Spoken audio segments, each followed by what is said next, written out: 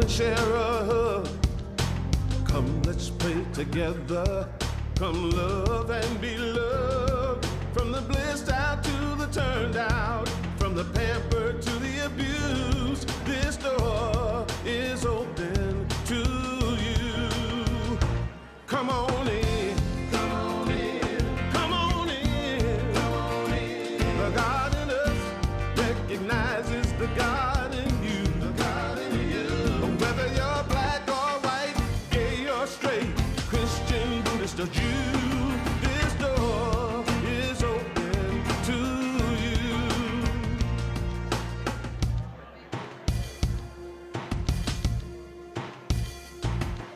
If there's some kind of trouble or pain you're going through, know that you are not alone and someone cares for you.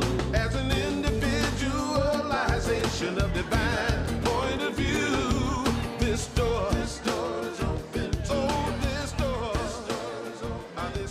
right here. In case you missed the message, this door is open to you this morning. Come on in. You look absolutely beautiful this morning. Those of you that are in the building, would you turn and wave at our cameras to say, you come on in. We want to welcome you who are joining us virtually from many different places this week. We want to thank you. We always begin our time together here at Unity of the Blue Ridge by opening in prayer. So I invite you to turn your awareness within for just a moment. We just allow ourselves to say yes and thank you. We give thanks for the opportunity to be here today. And we let go of all the busyness, all that has come before us so this morning as we bless it, but allow ourselves to fully arrive. The scriptures say, create in me a clean heart and renew a right spirit. And what that basically means is just help me shake off whatever's attached itself to me. Let me let go of what my mind is chewing on. Let me become an open, receptive mind, heart. Today we open to what it means to be what we're created as, expressions of the one life presence, and how we are truly both inlets and outlets to this presence and power of life, and what that really means. As we explore this today, we ask to receive whatever will bless us individually.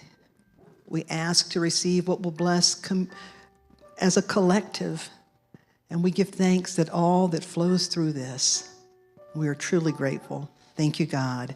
And so it is. Amen.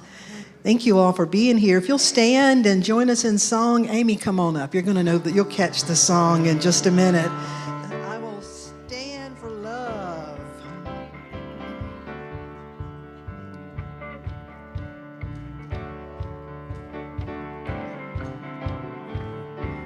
Here we go.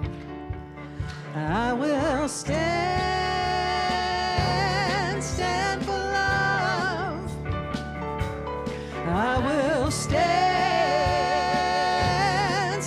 for love, 'cause I know I can be strong for love. Yes, I know I can be strong for love. Stand for peace. And I will stand for peace. I will stand for peace. 'Cause I know I can be strong for peace. Yes, I know I can be strong for peace. Now we're going to bring it down and lift you up. I will stand for you. Sing it out. I will stand for you, 'cause I know I can be strong for you. Yes, I know I can be strong for you. Stand for love. I will stand.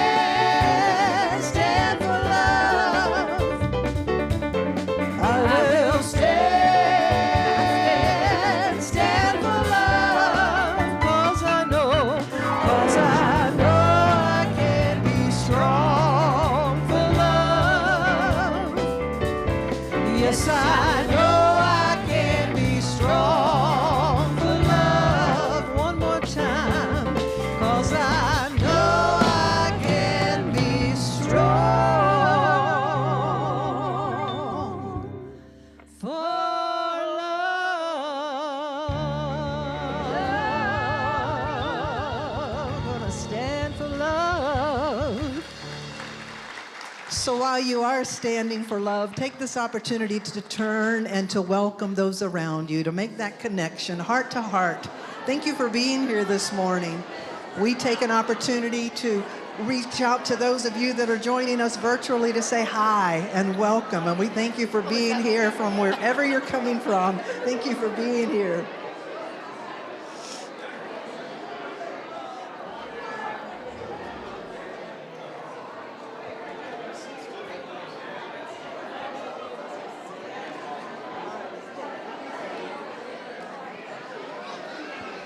All right, if you'll remain standing, Amy's going to sing this song through and then invite us to join us. So just remain standing as she's going to sing it one time, this beautiful song she wrote, and then invite us to join it.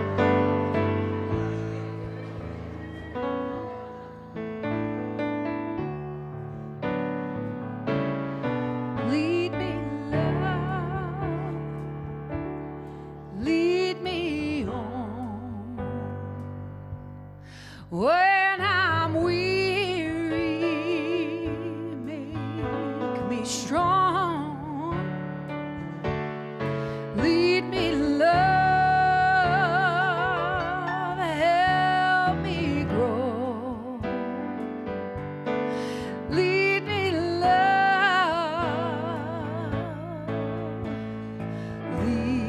lead me home.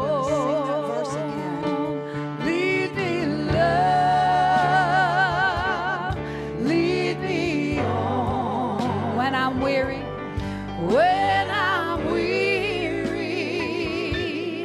make me strong. Lead me, love, help me grow. Lead me, love, lead me home. Now verse 2. Lead me, love, lead me on, lead me on. I'm ready, I am ready. Know it with me. I am strong. Lead me, love, lead me, love. Watch me grow, watch me grow. Lead me, love, lead me, love. We are home. I am home.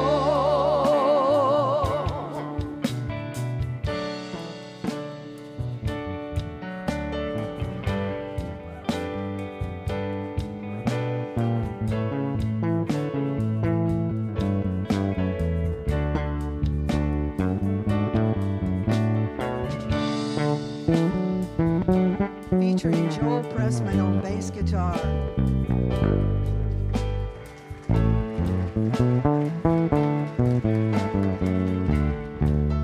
Come on. Lead me, love. Lead me on. Lead me on. I'm ready. I am ready. I am strong. I am strong. Lead me, love. Lead me, love. Watch me grow.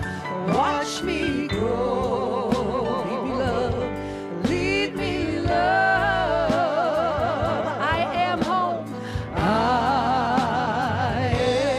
am home in my heart. I am home. Big finish. I am home.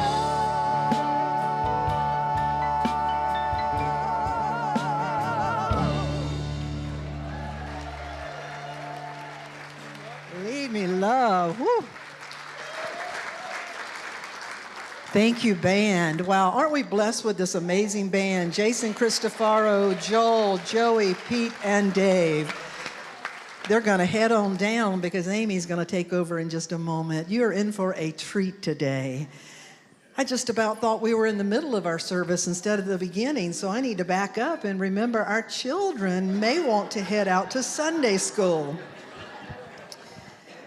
We're blessed to have a wonderful youth program with our teachers from nursery to teen, and we're so excited to have some in the nursery now. It's a wonderful thing to have that newborn baby energy all the way up to our teen program.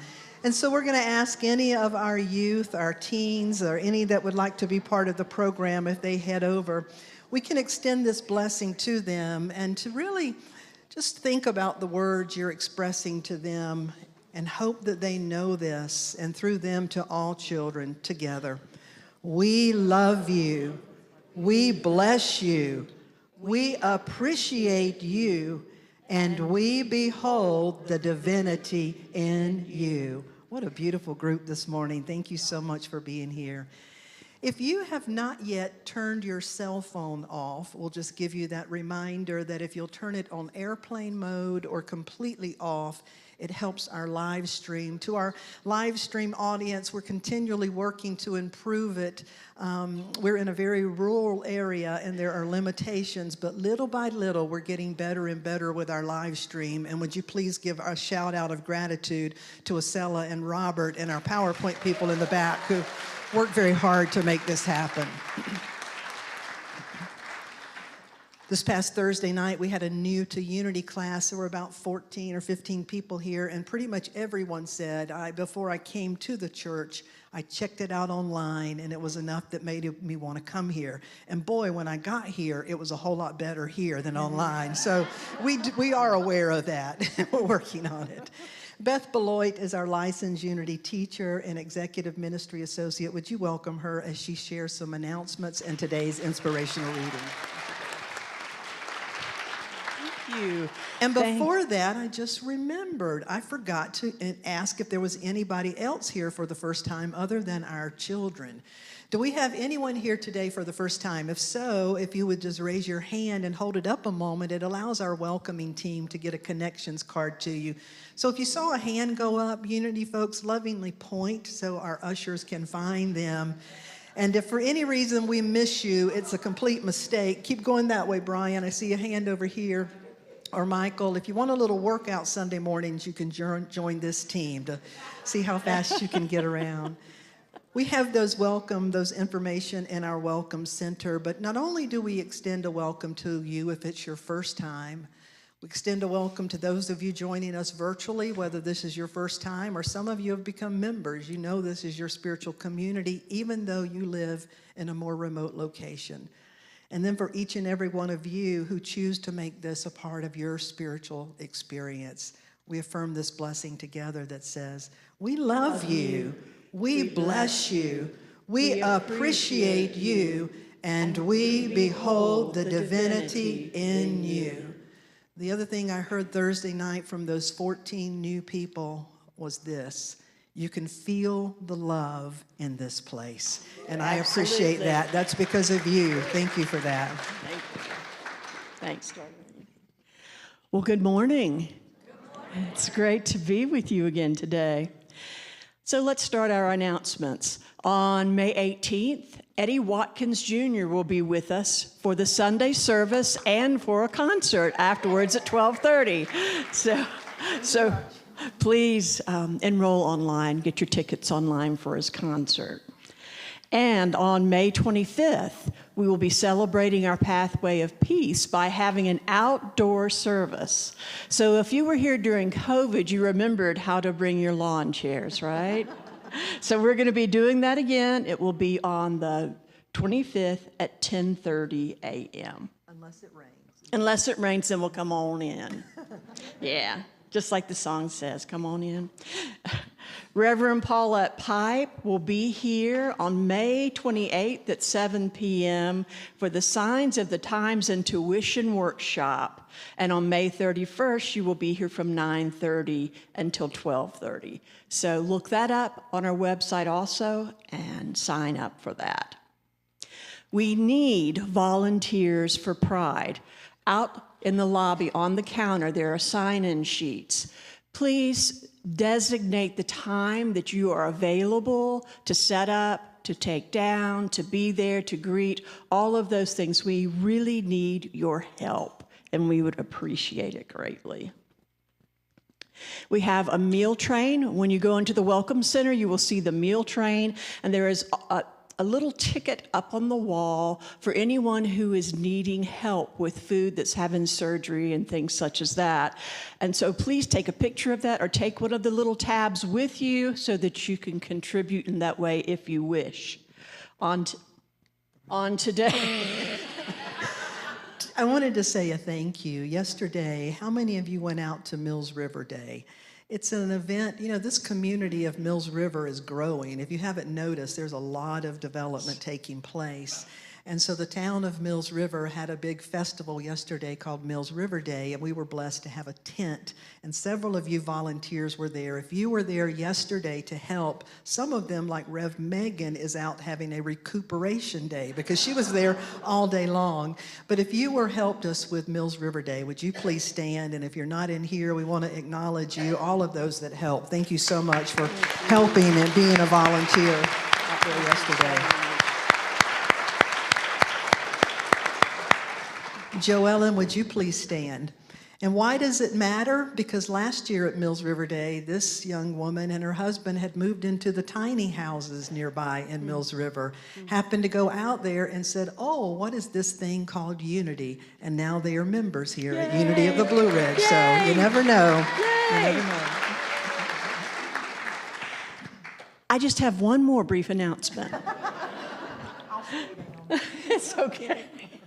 Susie Zinder and Molly are both RNs, and they will be in the nursery after the service to check your blood pressure. And this is a wonderful gift that they've given us. But just please go to the nursery after the service, and you can have your blood pressure checked there. And they will be here the first Sunday of every month to do this. So, and then our prayer chaplains are available depending on how that turns out for you. Yeah, there you go.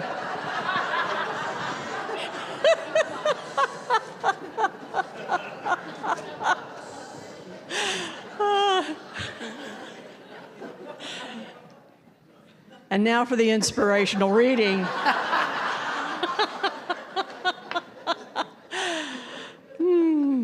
By Eric Butterworth. What is your most important asset? Conditioned as it is to materialize and create values, your mind might begin weighing the relative usefulness of things.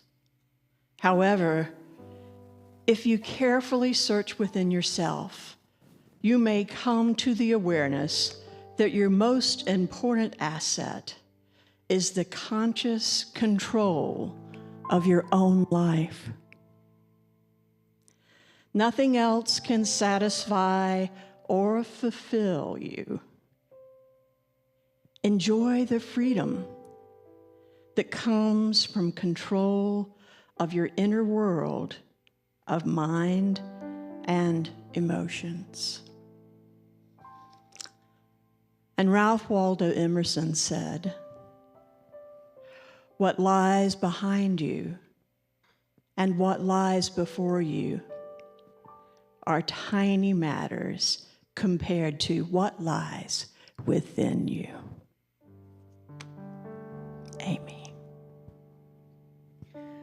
Wow, those quotes were perfect for what I'm about to play. So, anybody here love to go thrift store shopping for tiny matters? Yeah. Well, I was thrift store shopping and I found this 3-foot dollhouse, and it called to me to do a process art piece with it to integrate all the parts of me, to look inside, to find that home inside. And it led me, the whole thing, art leads to art, leads to art. It led me to write a new musical called Ministar, about my journey in the dollhouse and my journey in ministry. And this is going to be the opening song, I think. I don't even know the lyrics. It's brand new, so You heard it here first, folks. And it really is a song from my highest self. So imagine that your highest self is singing to you. Yeah?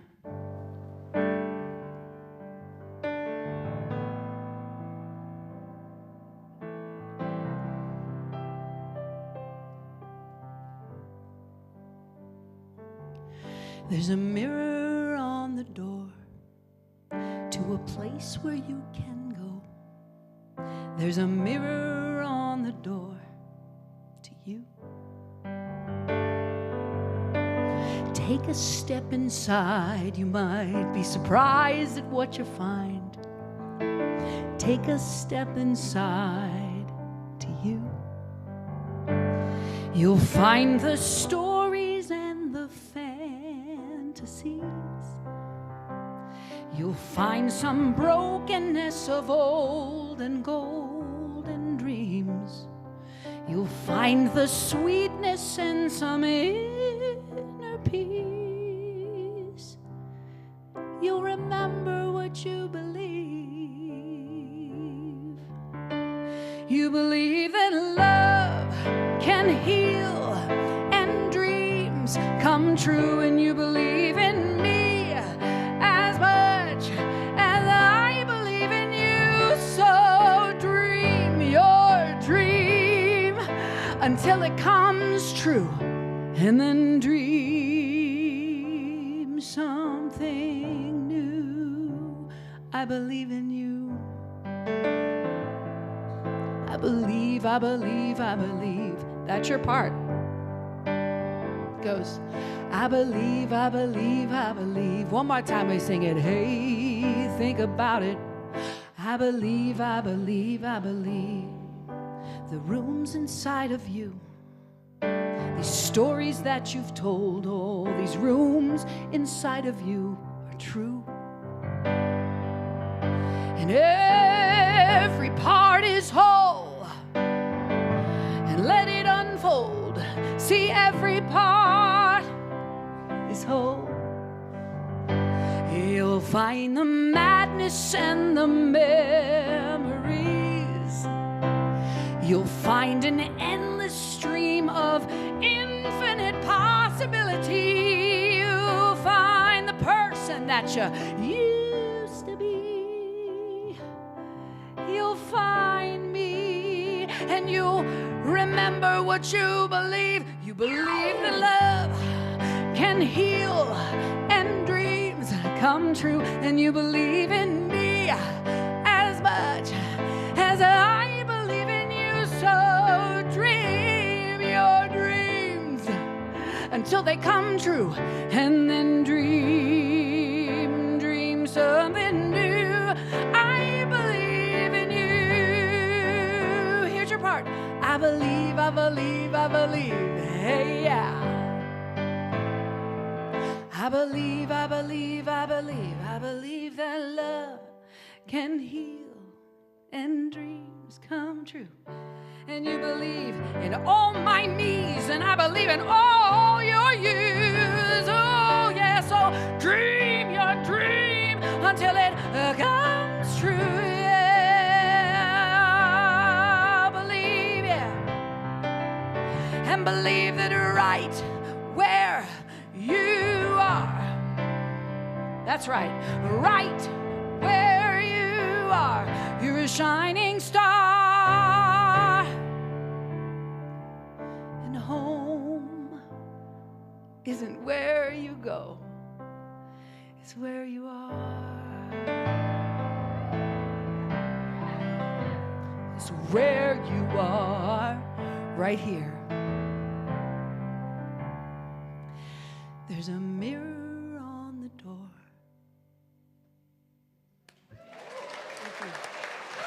Thank you.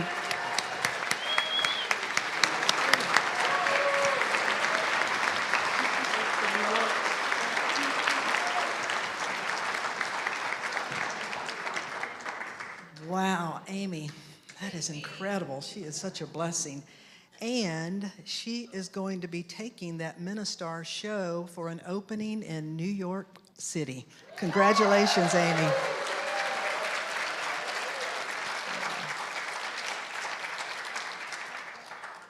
I believe.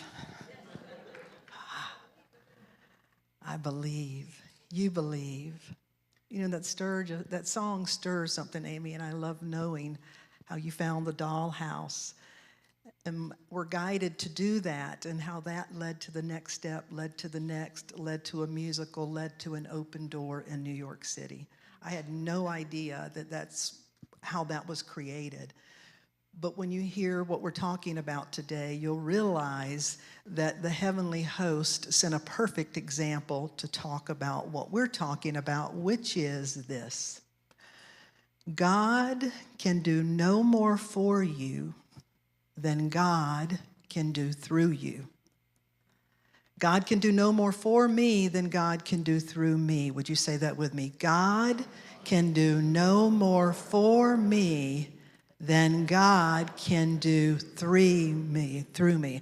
Now, how many of you, your mind is going, well, yeah, but. Just say, you'll be okay. Just take a back seat and let's just open to this. God can do no more for you than God can do through you. I heard those words, read those words the first time I picked up this book by Eric Butterworth, which Beth read from today, because those words are in this book. God can do no more for you than God can do through you. And it's underlined, and those pages are tattered and torn and almost falling out, because I had a falling out when I heard that with that.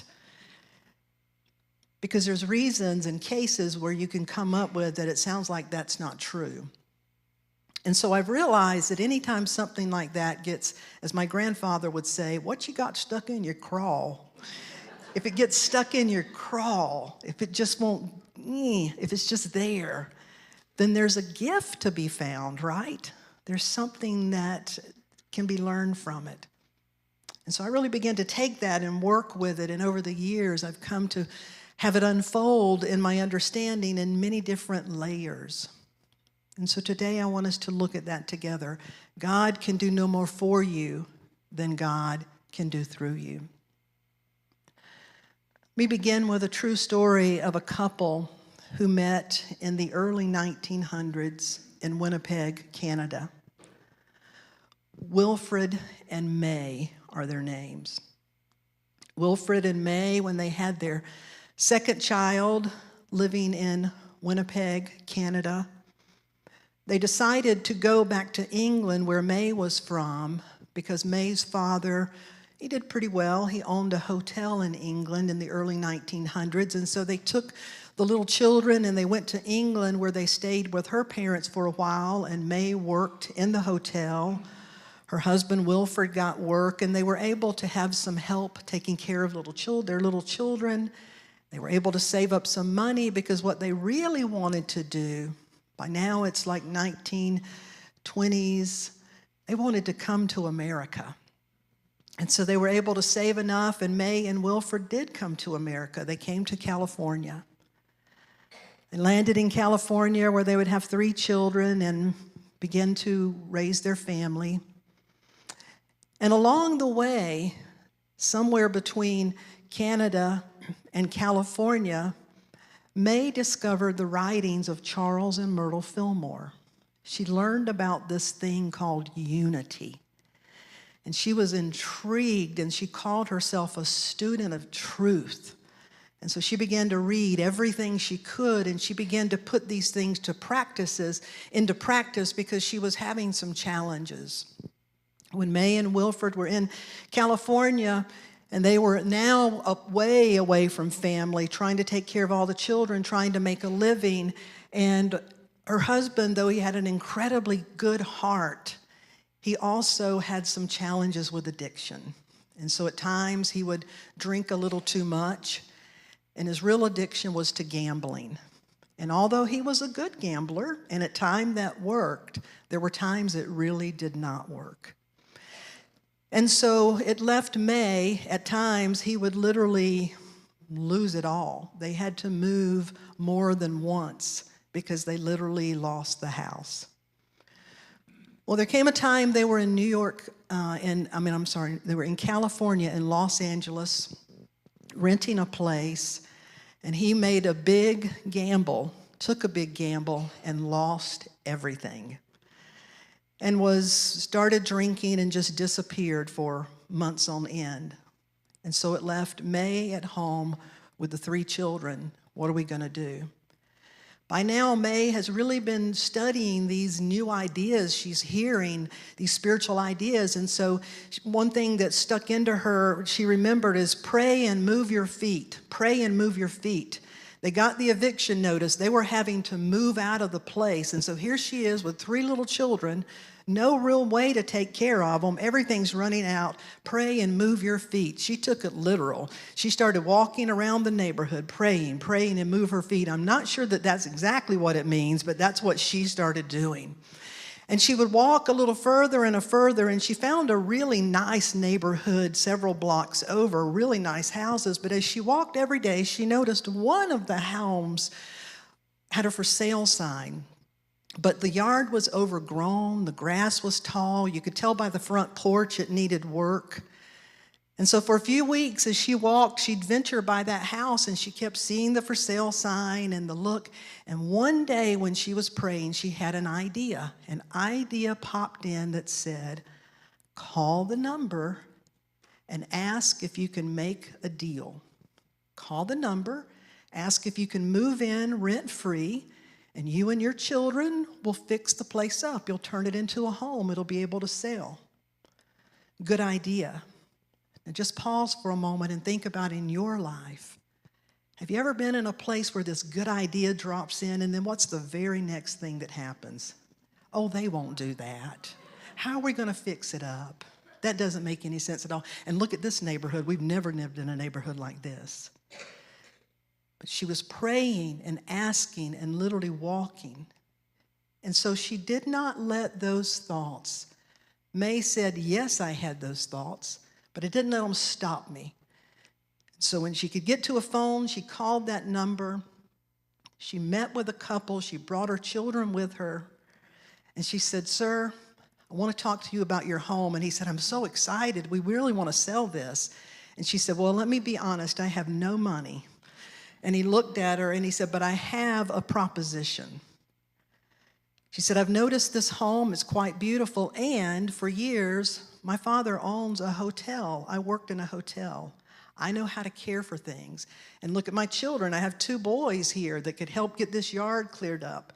So they struck a deal where she was allowed to stay there for X number of months, and in exchange, they would fix it up so that it would be sold. So her first problem is solved. Now she's finally at least got a bed, a place for her children to stay. They managed to get all their belongings there, and they're moving in. And Wilford Jr., the oldest son, talked quite a bit about watching his mother. She read Unity's Daily Word magazine. She would pray. He said she would bless the food, even if we just had milk and bread. She was happy and blessed it. I never saw her complain. And there were times when we literally had no food, but we drank the water and we blessed it and we went to bed with growling stomachs. He said it was really hard sometimes, the oldest son. And he said after we moved in, we got everything moved in, we literally had no food, but we moved in. The owner of the place provided some equipment, and so we spent that first day working in that yard and cleaning up. We worked really hard. And so by the time dinner time rolled around, our mother said, children, go wash up. Go wash up, and let's head in the kitchen because it's supper time. And he said, Wilford Jr. remember thinking, yeah, it is supper time, but there's no supper around here. But he knew better than to talk back. They washed up. The 3 kids and the mom come and they sit down at the table. And the mother says, we're going to bless food. And Wilford Jr. spoke up and said, why were we blessing food? There is no food. There's nothing to be thankful for. And she looked at him and said, son, sometimes you can't see something to be thankful for, but there's always something to be thankful from. And she said, so close your eyes. And they closed their eyes and began to pray. And she said something like this, we give thanks from the awareness and the truth that there's one power and one presence, God.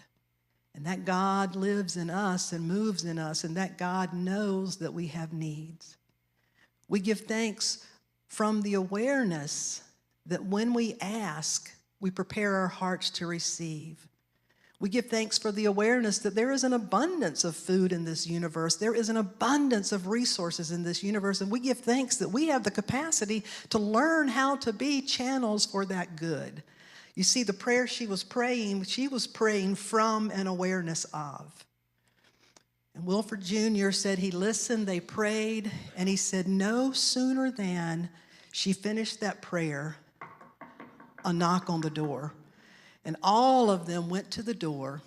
He said, we opened the door, and I have never in my life, there stood servants in black and white uniforms holding trays of appetizers, all kinds of food. The neighbors in the next house had had a big party that day. They had noticed this new family out working all day. And so they sent their hired caterers over to say, tell them we'll come over and meet them. We're our new neighbors. We want to welcome them, but we have all this food left. Could they possibly use it? They must be tired today. And the little boy said, I never in my life had an hors d'oeuvre, but that night we had a feast. May would go on to become a Unity minister. Her son, Wilford Eric Butterworth, would come on to write this book and many other books.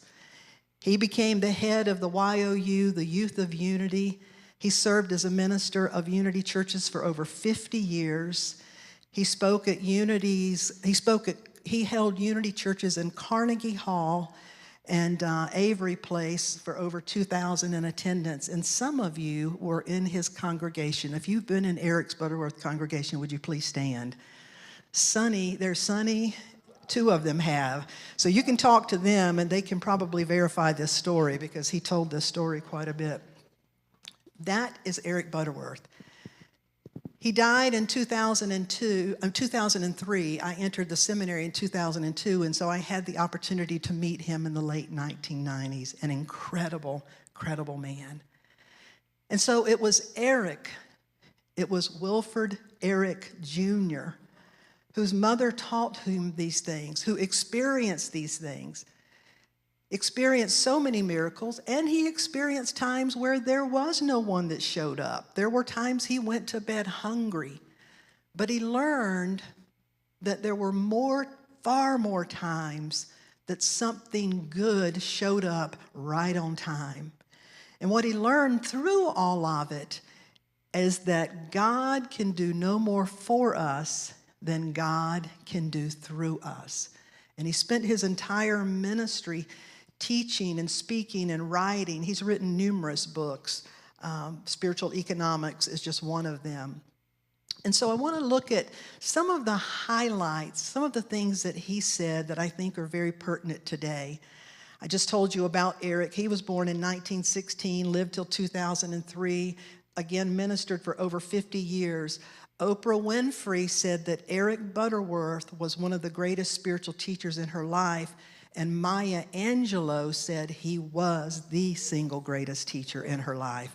If you've read his work, it's very, very life-transforming, truly. So when he talks about this, God can do no more for you than God can do through you, he's emphasizing that we're not separate from this thing that we call God, that we are an expression of it, an embodiment of the life presence. He states, God is the transcendent whole of things of which you are an individualized part. He quotes scripture such as he refers to Jesus saying, remember, Jesus said, the kingdom of God is within you. Jesus said, the Father or the source and I are one, and you are too.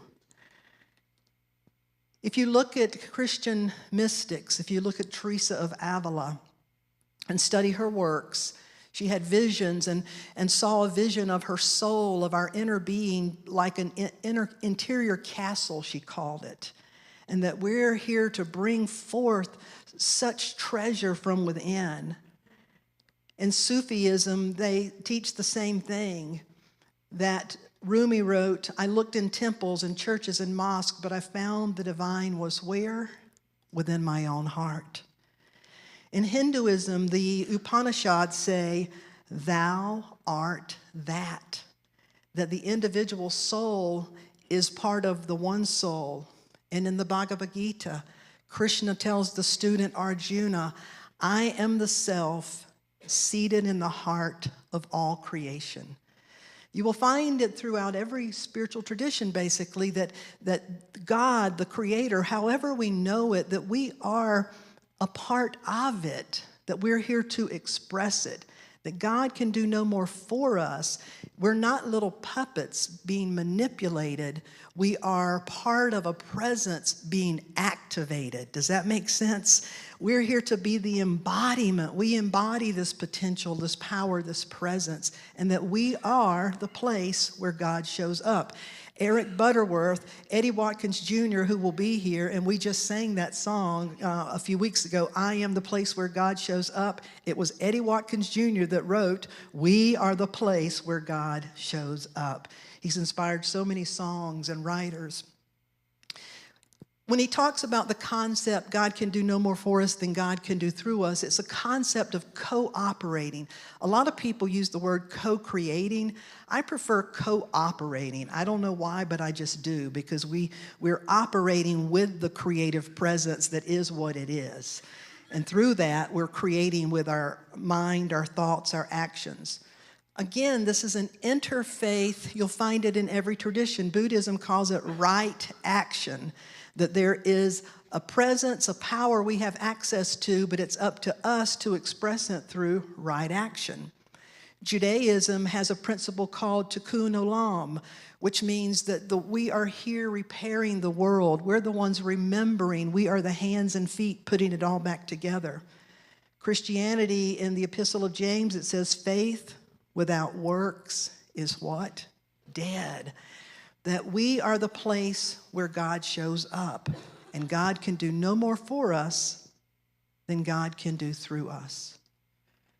So just pause for a moment. Right now, you are in cooperation with this presence through your breath and your heartbeat.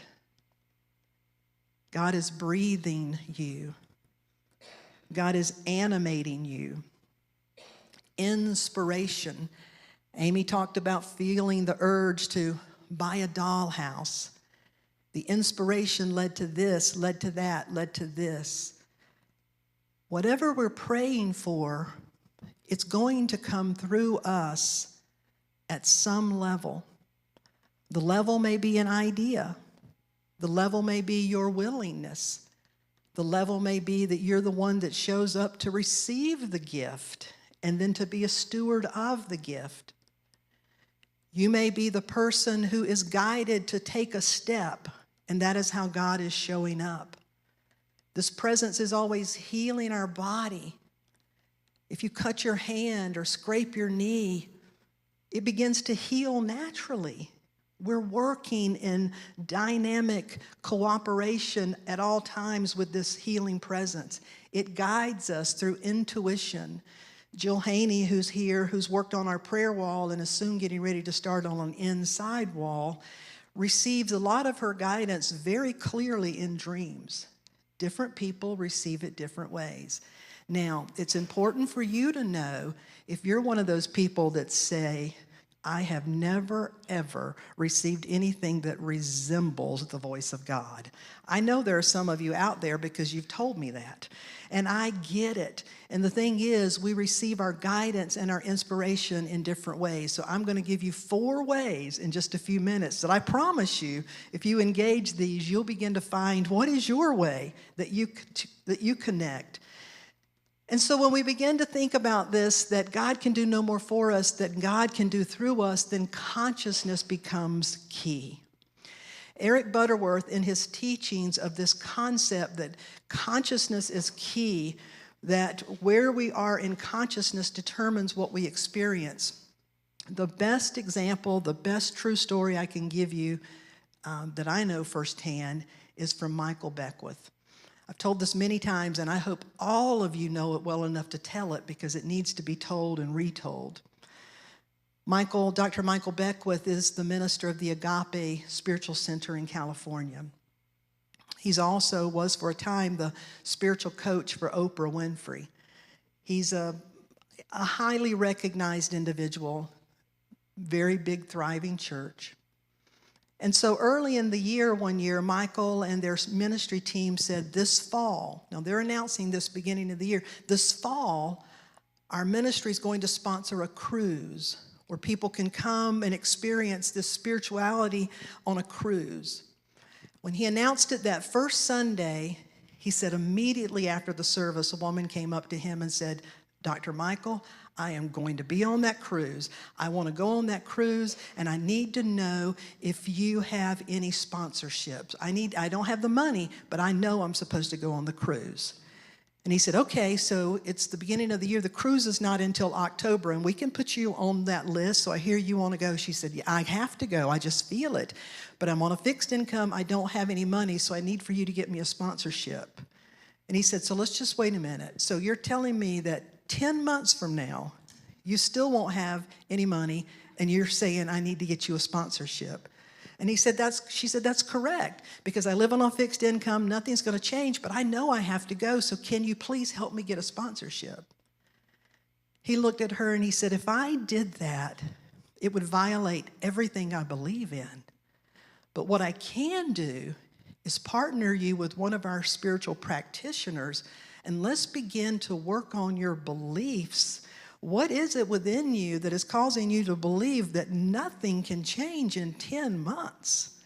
He said, I can't hold the beliefs for you that you're holding for yourself. You're asking me to come into an agreement with you that I don't agree with, because I see you as somebody who is an open channel for the divine. I see you as somebody who has gifts that you may not even recognize. I see you as somebody who really is being guided to do this.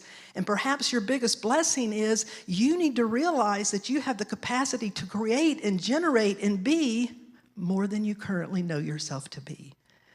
So, if you would work with a practitioner, let's meet again in a few months. And she said, I'll do it. He signed her up with a practitioner, which is like one of our prayer chaplains.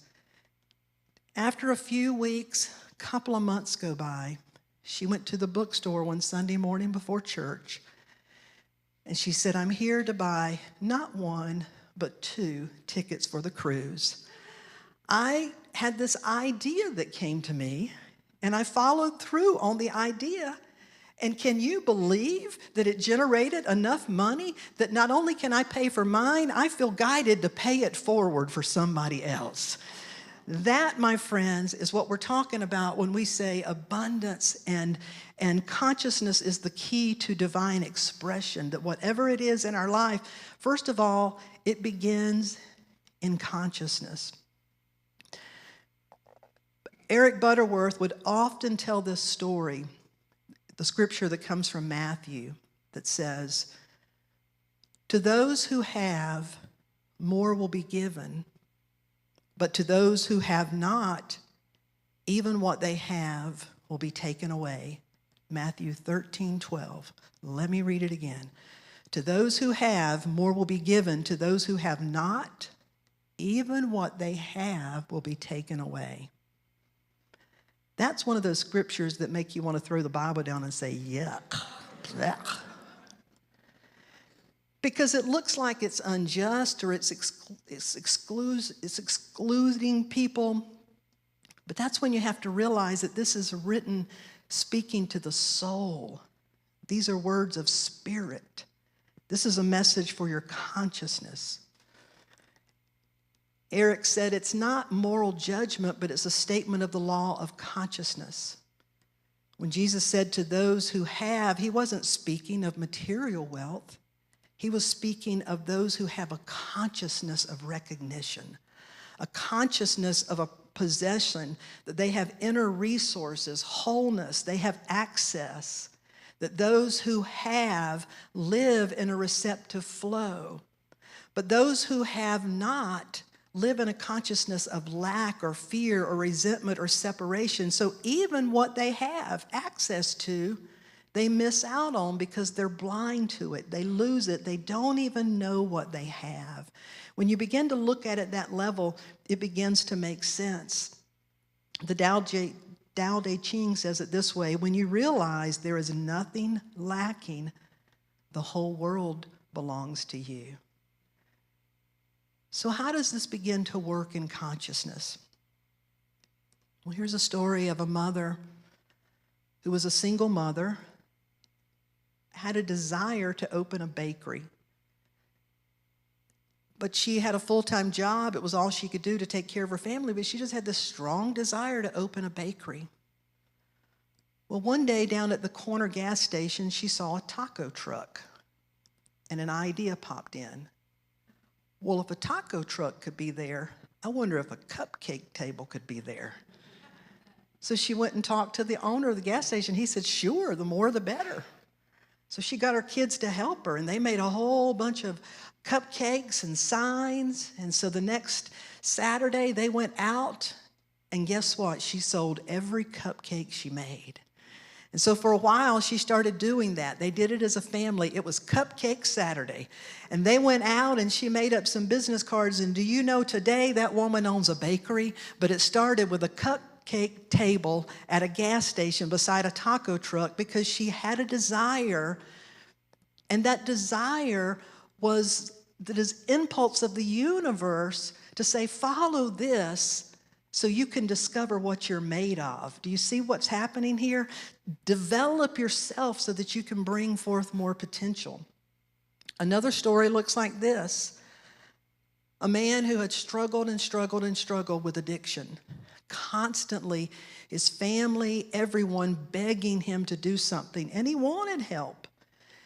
He would get to just hit the bottom, but he would blame others. He'd try a little bit of rehab and then come out, but it was just this vicious cycle. And the family had to have tough love and said, this is it. No more, no more. It was at that point that he finally said, I'm willing to do whatever it takes. And he began to realize that recovery happened not when he begged harder, but when he let God guide him in his choices. Do you hear what I'm saying? God can do no more for you than God can do through you. It had to be through one day at a time, one choice at a time.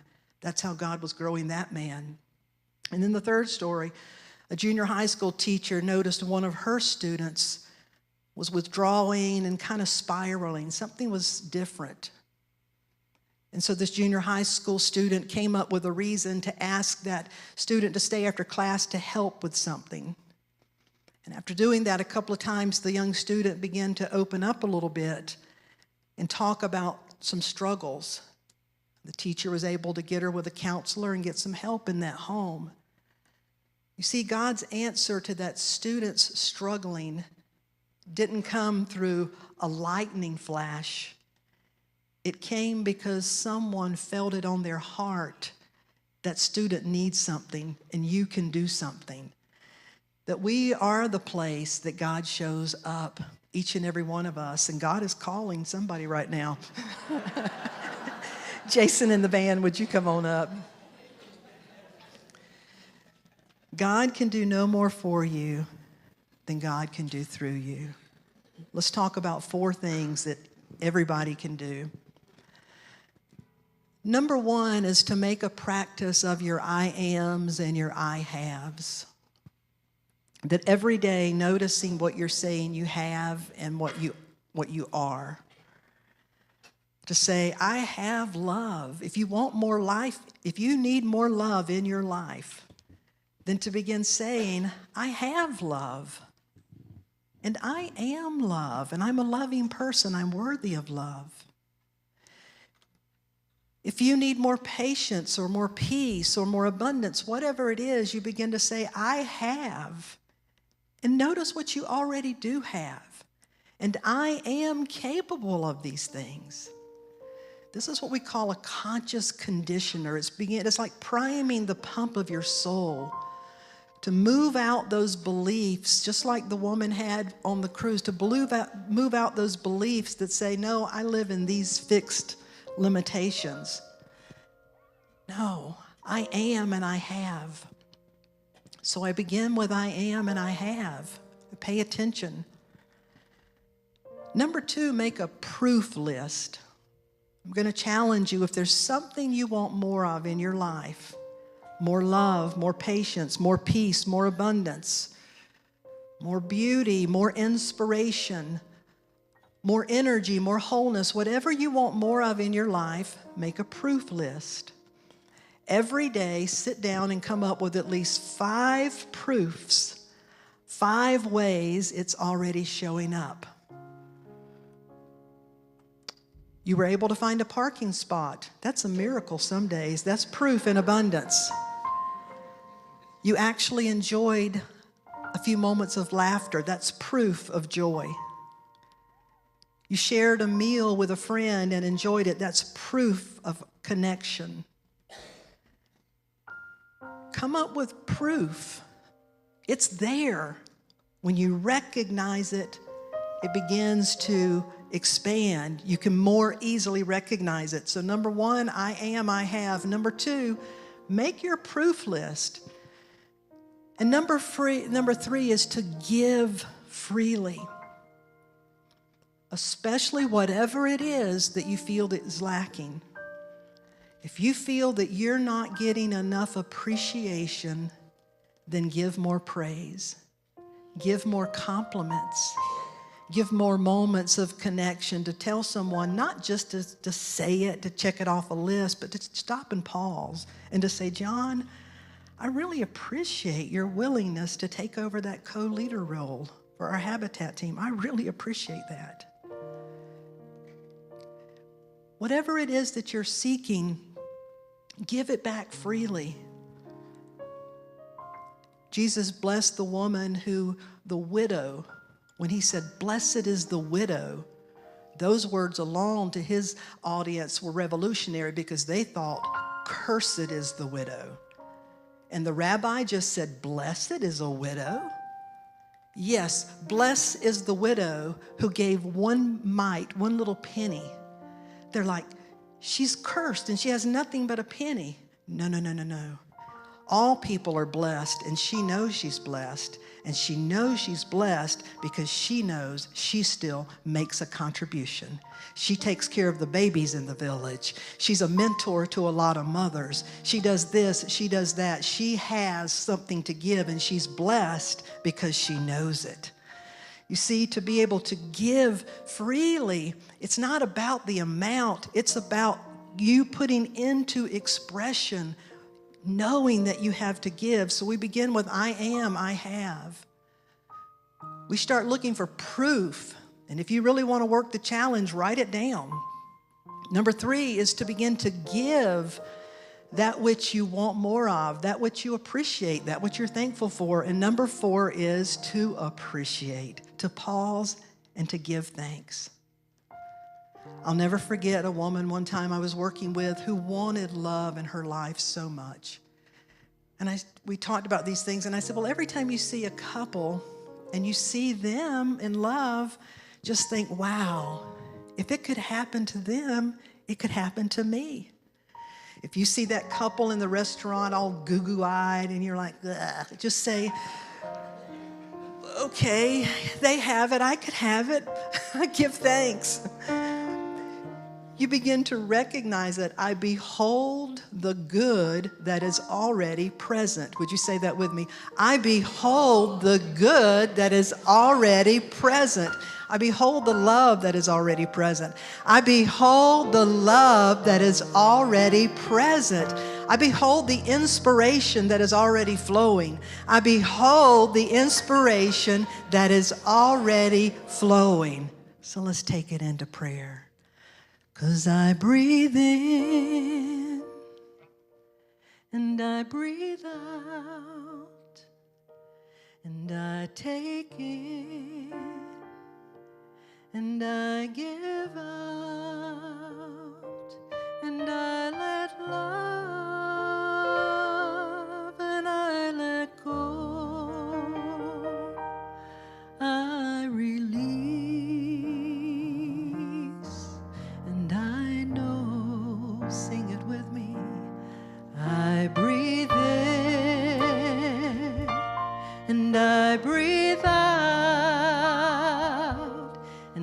I take in,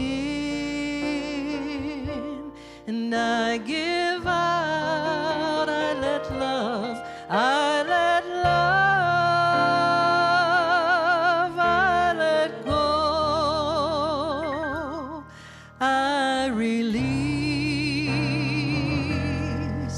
and I know one more time, I breathe in, and I breathe out, and I take in, and I give out. I let love, I let love, I let go, I release, and I know. I invite you to close your eyes for just a moment. Breath, spirit.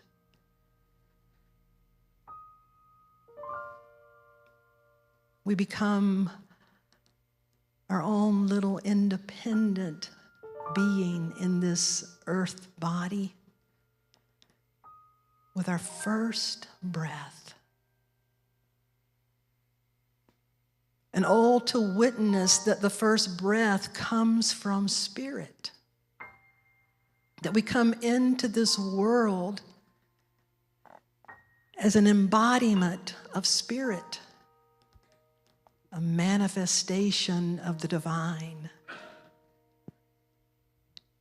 And each and every day of our life, we breathe in and we breathe out. And that which we breathe is far more than just air, it is life. And that which we know as life is far more than any one life. Because just as fire is far more than any one candle, just as fire is far more than any one flame, there is a life presence that expresses itself through every form of creation. And that life presence has given us seeds of beauty of all kind, of every creation. Surely that which we know as the Creator loves diversity. The flowers, the birds, the colors, all creation. Humanity in different shapes and sizes and forms, distinctly beautiful and different. And just as creation is diverse, it is also filled with potential. The acorn is not simply a seed. It is a divine idea, a pattern, a God blueprint of an oak tree. And when the conditions are right, the potential will come forth, and so it is with you.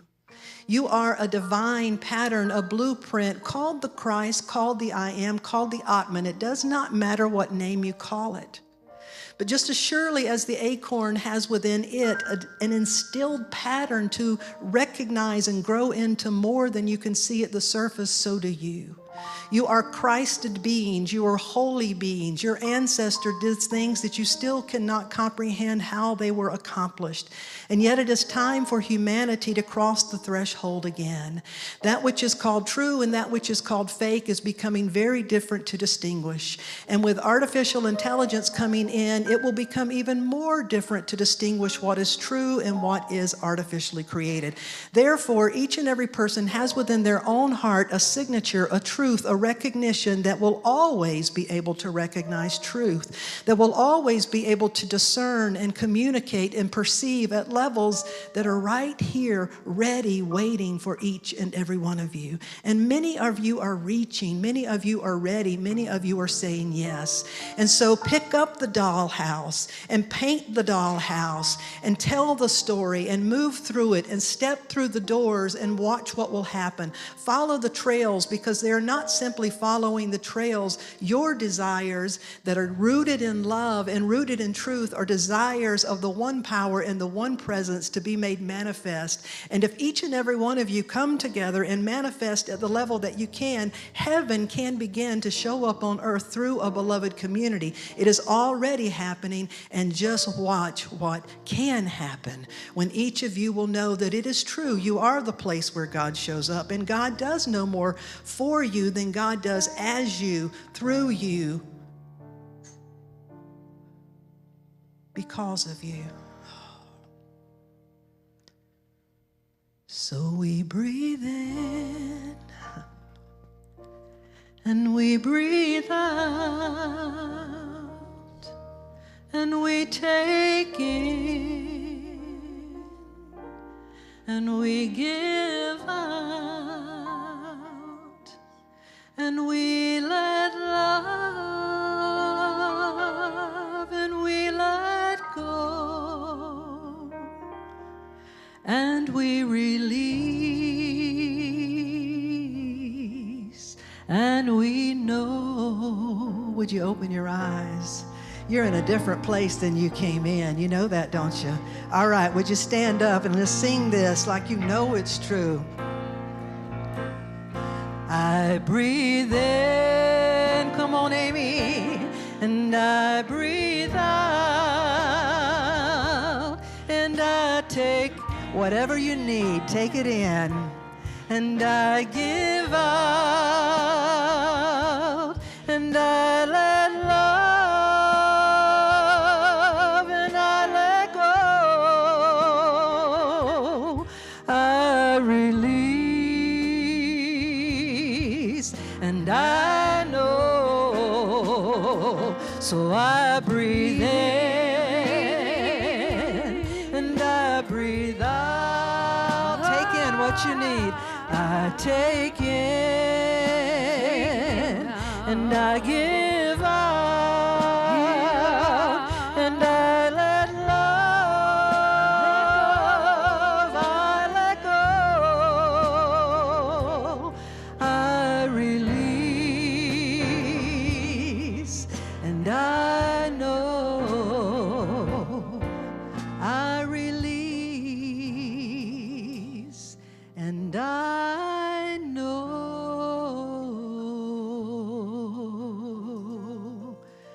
All right, tell somebody, I'm glad you're here, but that was for me.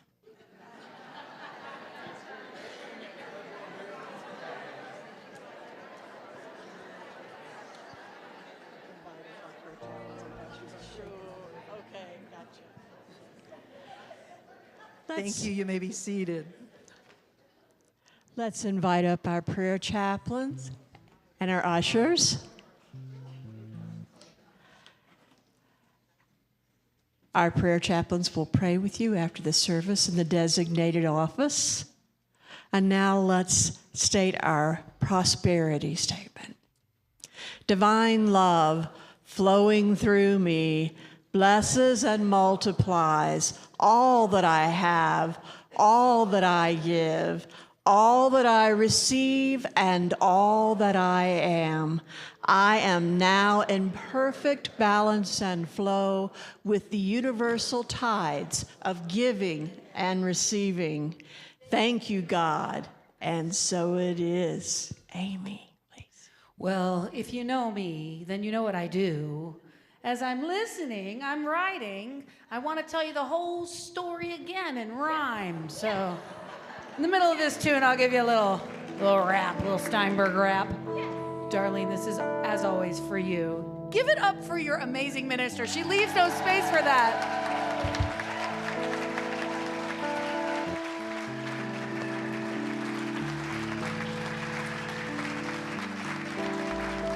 I mean, I'm vibrating. Are you from that?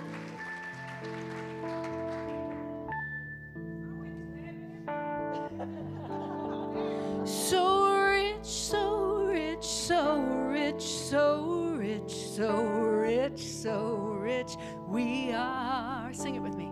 So rich, so rich, so rich, so rich, so rich, so rich We are so rich.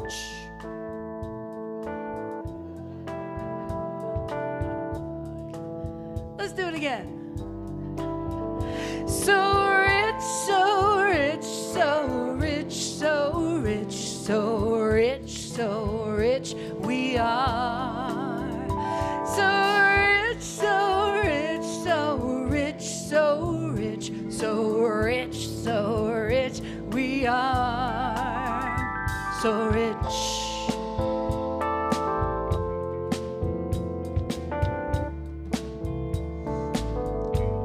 Dripping in joy, dripping in peace, dripping in love. We have everything we need. Dripping in joy, dripping in peace, dripping in love. We have everything we need. You say, 'cause we are so rich.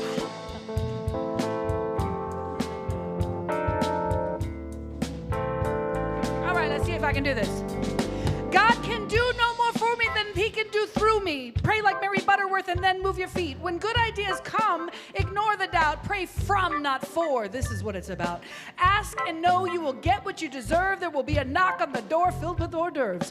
The kingdom of God is within you, you see. You are the treasures of divinity. We aren't puppets to be manipulated. We are the presence to be activated. Cooperate with the power of love. This is the very substance you are made of.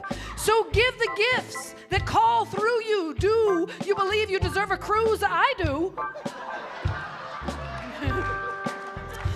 To those who have faith, more will be given in receptive flow. It's the way that we're living. There's nothing lacking. The whole world is yours to make. Take a step, take a table, fill it with cupcakes. All right. Keeping up with you here? Notice the I ams and the I haves that you say. Claim what you have and you will have what you desire today. All right, we'll do that again. It's the first time I've ever done this. Notice the I ams and the haves you say. Claim what you have and what you desire today. Make a proof list of all that you see. Joy and abundance will expand exponentially. Give freely whatever you lack. What you need is what you must give back. Remember who you are and give thanks all you desire. Behold the love and the good and get up and get inspired. You are creation filled with potentiality. Your heart is the acorn and you are the oak tree. So grow holy, incredible you. Follow the trails and do the magic you do.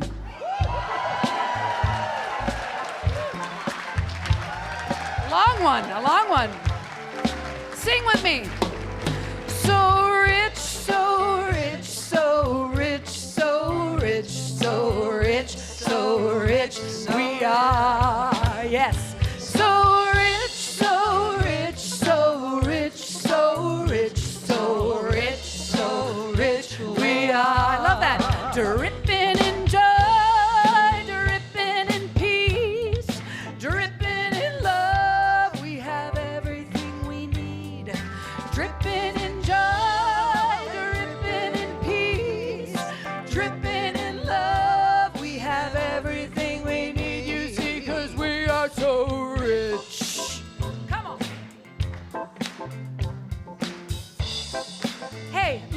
An acapella, just singing with me. Will you do this with me one more time? Just us singing it, declaring it together. I love when we do acapella stuff here. All right, just so rich. So rich, so rich, so rich, so rich, so rich, so rich, we are. So rich, so rich, so rich, so rich, so rich, so rich, we are. Dripping in joy, dripping in joy, dripping in peace, dripping in love. We have everything we need. Dripping in joy, dripping in peace, dripping in love. We have everything we need because we are so rich. We are so rich. Oh, we are so rich.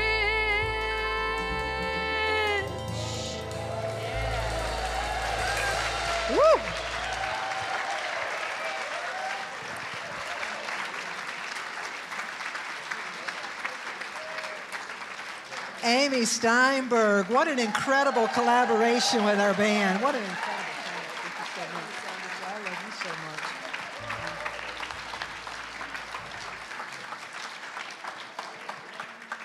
Every Sunday is a one of a kind, and all I can say is thank God they're recorded so we can go back and take it in bite-sized pieces. Amen. We truly want to thank you for being here. We like to bring this time of our service to a close with the song, the peace song. Amy will be out in the lobby. She has a table. You can find out more about what she has going on, and you can see Beth or the things. Birthday song. So first of all, if you have a birthday in the month of May, can you believe it's May? Come on up here, May birthdays. You Taurus people who. Come on up, May birthdays. Come on up.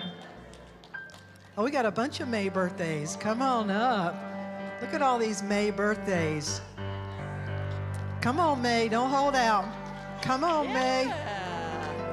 May birthdays. They're still coming on up here. Keep coming. Some of you are making your way through and getting up here. We're going to sing you up here. Keep on coming. Happy birthday to you. Happy birthday to you. Happy birthday, you are wonderful. Happy birthday to you. Whoa, stay right here. Stay right here. Now, the May birthdays will lead us in the peace song. So come on, everybody. Let there be peace on earth, and let it begin with God's love in our heart.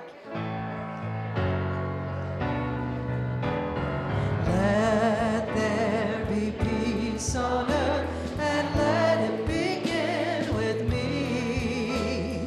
Let there be peace on earth, a peace that was meant to be with God as creator. Brothers and sisters are we. Let us walk with each other in perfect harmony.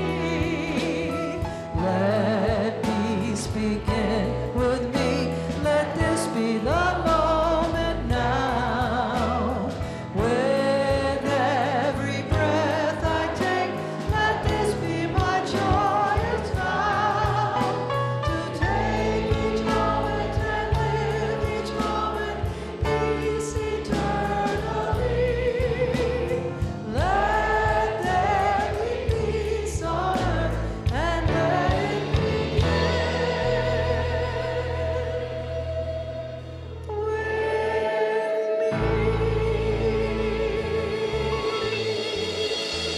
me. You are a blessing.